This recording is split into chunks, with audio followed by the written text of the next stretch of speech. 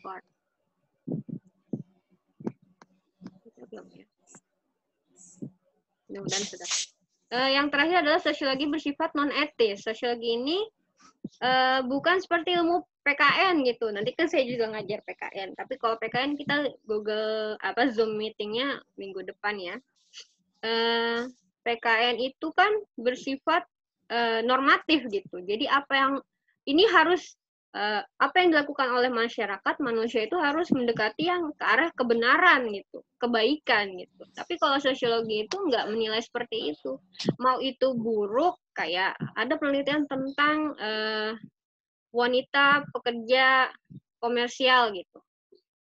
Itu bukan masalah dia buruk apa enggak, tetapi kita harus mengetahui apa yang menyebabkan dia seperti itu, apakah kulturnya kah, apakah sistem yang menyebabkan dia seperti itu, lalu bagaimana yang harus dipikirkan bagaimana agar jumlah mereka itu tidak semakin banyak. Jadi bukan sekedar baik atau buruk sebuah fenomena sosial, tetapi lebih kepada bagaimana nanti langkah ke depannya agar hal itu tidak terjadi lagi. Ya, seperti itu. Lalu apa sih objek kajian sosiologi? Objek kajian sosiologi itu ada dua. Yang pertama adalah material. Yang kedua adalah formal. Yang material ini lebih kepada kehidupan sosial.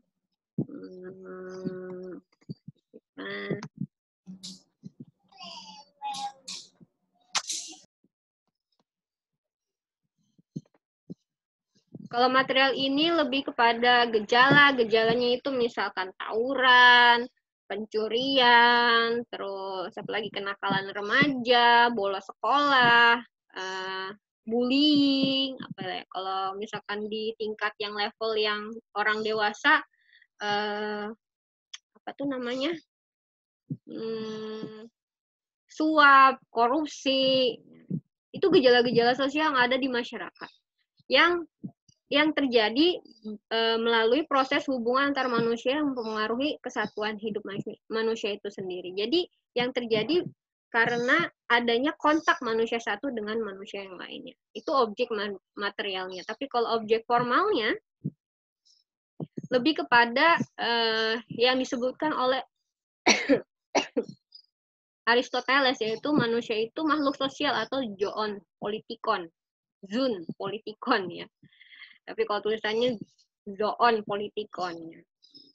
Jadi ada prosesnya, ada prosesual, ada proses yang terjadi dalam suatu hubungan masyarakat. Misalkan orang nikah, lalu bercerai gitu. Lalu bagaimana impact dari perceraian itu terhadap anak? Itu masuk ke dalam objek formal, ya. Terus selanjutnya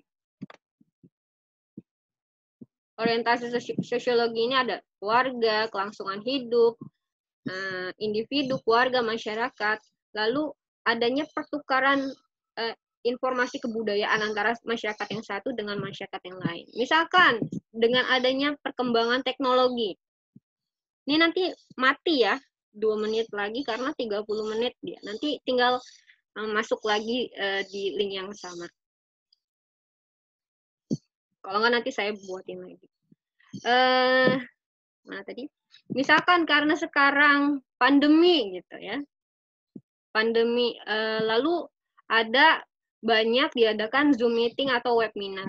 Kita jadi kenalnya itu nggak sekedar masyarakat di, misalkan saya tinggal di Jakarta Utara, saya nggak bakalan hanya kenal di masyarakat di Jakarta Utara aja, tapi kita bisa berkenalan di masyarakat yang lain. Melalui perkenalan itu ada terjadi pertukaran budaya. Oh, ternyata kalau di Jakarta Utara masyarakatnya kayak gini, males pakai masker. Apakah di Jakarta Selatan seperti itu gitu.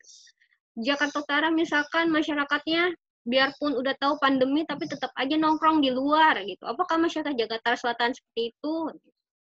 Jadi ada pertukaran kultur, ada pertukaran budaya antara masyarakat yang lain dengan masyarakat yang lain, masyarakat satu dengan masyarakat yang lain, dan itu menghasilkan sebuah perubahan. Atau kita melihat film ya, film box office. Oh, ternyata masyarakat di barat seperti itu ya. rambutnya dicat pakai apa itu namanya, pakai anting ditindik gitu, akhirnya kita ngikut-ngikutan gitu. Itu sebenarnya karena ada pertukaran budaya dari masyarakat yang satu dengan yang lainnya, sehingga mempengaruhi perubahan-perubahan yang terjadi di budaya kita sendiri. Ini udah belum ya? Mudah-mudahan sih masih bisa. 10 menit. Ini bisa dibaca, ruang lingkupnya apa aja sih? Ruang melingkup yang pertama adalah peran sosial individu dalam suatu keluarga, suatu kelompok sosial, dan suatu masyarakat. 10 menit lagi akan mati ya. Jadi saya percepat, kayaknya nggak usah di Zoom meeting lagi. Nanti bisa dilihat materinya. Yang pertama adalah peran sosial. Seperti saya sebagai guru, peran saya sebagai guru seperti apa di dalam, misalkan peran saya sebagai anak, karena saya seorang individu, saya anak, saya juga guru, saya juga bagian dari masyarakat. Masing-masing peran itu punya ciri khasnya sendiri, punya karakteristik sendiri.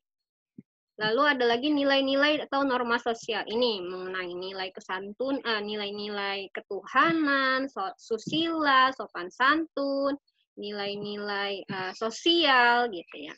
Terus masyarakat dan kebudayaan daerah. Jadi tentang masyarakat, misalkan kita mau meneliti tentang masyarakat Baduy, masyarakat Papua dan sebagainya. Lalu ada perubahan sosial budaya. Tadi yang saya bilang, karena misalkan kita melihat masyarakat di barat, maju ya ternyata, pakaiannya seperti ini. Akhirnya ikut mempengaruhi apa yang kita pakai, gitu. Apa yang kita lakukan. Ternyata kalau di sana pacaran bebas. Udah, kita juga pacaran bebas. Itu adalah satu perubahan sosial budaya yang bisa menyebabkan perubahan-perubahan perilaku masyarakat di suatu daerah. Dan yang terakhir adalah masalah-masalah sosial budaya yang ditemui di dalam kehidupan sehari-hari. Masalah sosialnya apa? Masalah sosial itu berbeda dengan masalah pribadi. Kalau misalkan kamu putus sama pacar, kamu berantem sama pasanganmu, kamu berantem sama anakmu, itu bukan masalah sosial. Tapi kalau masalah sosial, bagaimana suatu kelompok, satu individu atau satu kelompok itu melakukan sesuatu, lalu itu punya efek negatif terhadap lingkungan sekitarnya. Misalkan ada sekelompok anak nongkrong gitu ya, nongkrong malam-malam main gitar, itu bisa menjadi masalah sosial, bisa menjadi masalah bukan masalah sosial. Dia akan menjadi masalah sosial apabila ketika nongkrong-nongkrong itu dia menggunakan narkoba gitu. Itu akan bisa mempengaruhi remaja di sekitarnya. Itu nongkrong-nongkrong nanti ngajak temennya.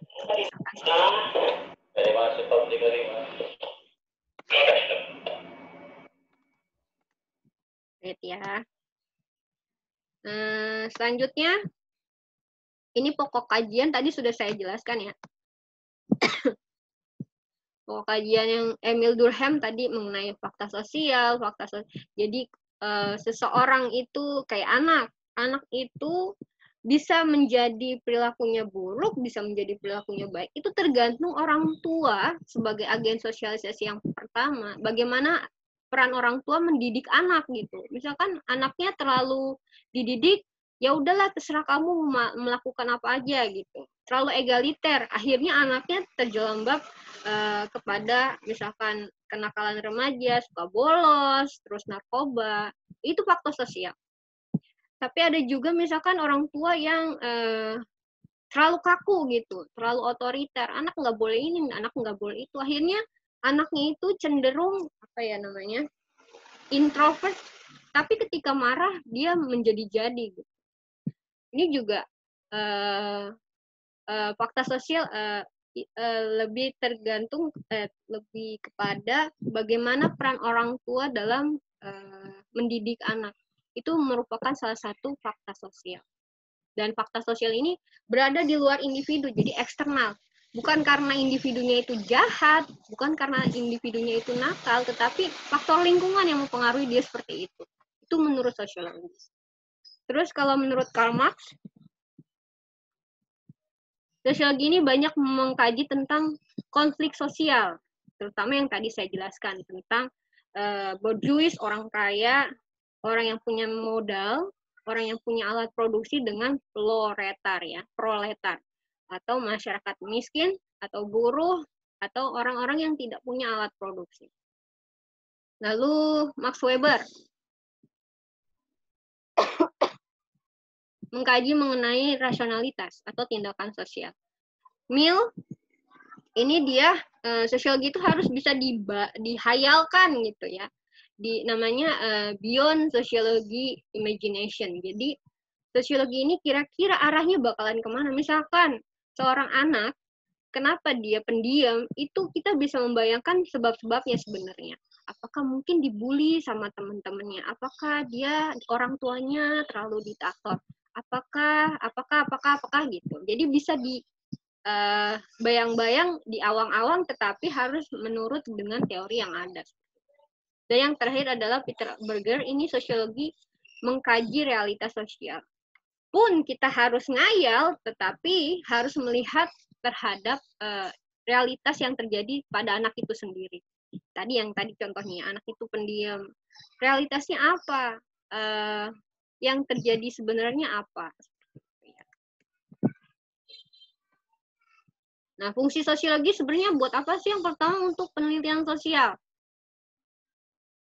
Jadi untuk mengetahui apa yang menyebabkan gejala itu terjadi, lalu bagaimana kebijakan untuk mengatasi masalah selanjutnya gitu. Untuk mengatasi impact atau dampak dari gejala sosial itu sendiri.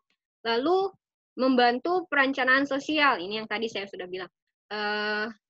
Sosiologi itu dibuktikan sebenarnya sosiologi itu adalah ilmu gitu ya, ilmu yang antara terlalu tinggi sama ilmu terapan gitu. Jadi sosiologi itu tengah-tengah.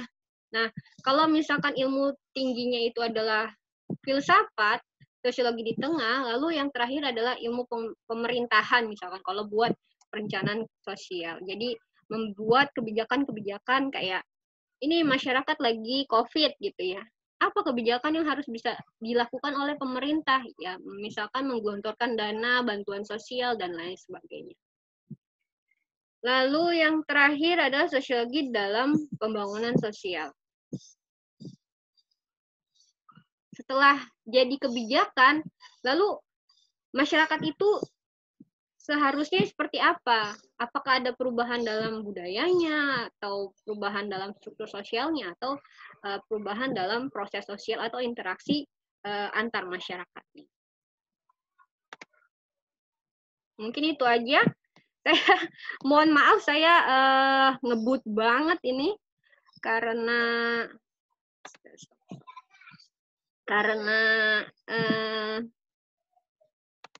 apa namanya? Karena waktunya kurang memadai. Ada yang mau ditanyakan? Boleh lewat kolom chat.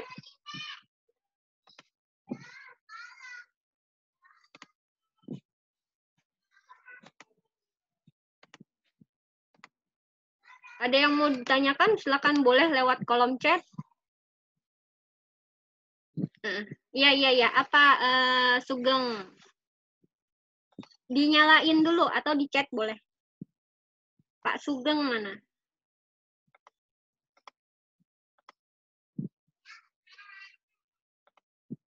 Dia mau tanya apa?